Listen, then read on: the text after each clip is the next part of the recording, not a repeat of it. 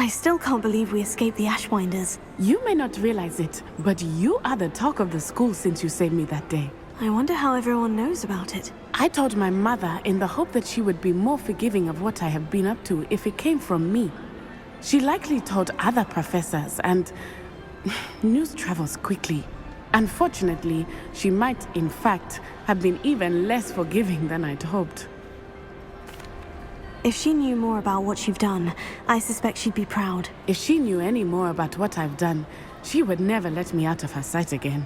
I'm sorry. Has Officer Singer done anything with the evidence we provided? She has not. Harlow is as strong as ever. Someone needs to stop him, whether it is us or Officer Singer.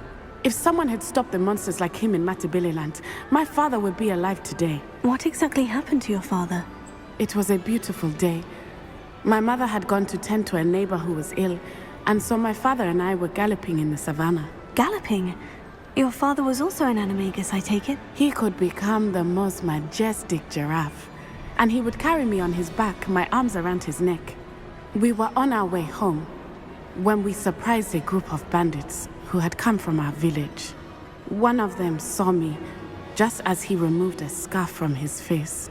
He shouted and then aimed his rifle. He didn't want you to identify him. Exactly. In an instant, my father bowed his neck to protect me and was hit. As he fell, my father changed back into his human form. When the bandits saw this, they turned and ran in fear. Magic terrified them, and then he was gone. And it was all my fault. Your fault? How so? He died protecting me. If I had been capable of protecting myself, he would still be alive today. My mother and I tried to go on without him, but it became too much for us there. A few years later, we left to come to Scotland. Do you think taking down the Ashwinders will avenge your father's death? No. Vengeance is not what drives me. My father would not want that.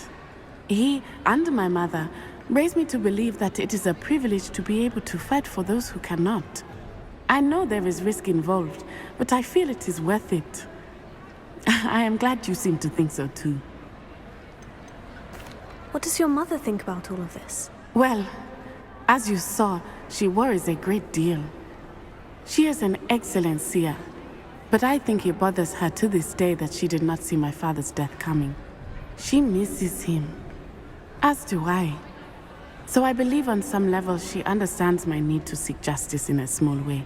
But that does not mean that she likes it. Do you think your father would approve of the things we've been doing? Oh my, that is a good question. In theory, yes. Although he would worry as my mother does. But I think he, of all people, would understand my persistence. My father never shied away from a fight for good, no matter how ruthless the foe. And I think he would have enjoyed knowing that I had a compatriot like you. I'm sorry, Natty. I can't imagine what you've been through. Your father sounds exceptional. He was. Truly extraordinary. And thank you for your kind words. We all have our burdens.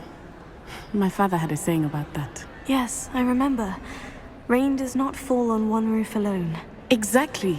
Soon you and I will put an end to the Ashwinders, beginning with Harlow. And once he is gone, we will turn our attention to Rookwood. We are making progress, and we will succeed.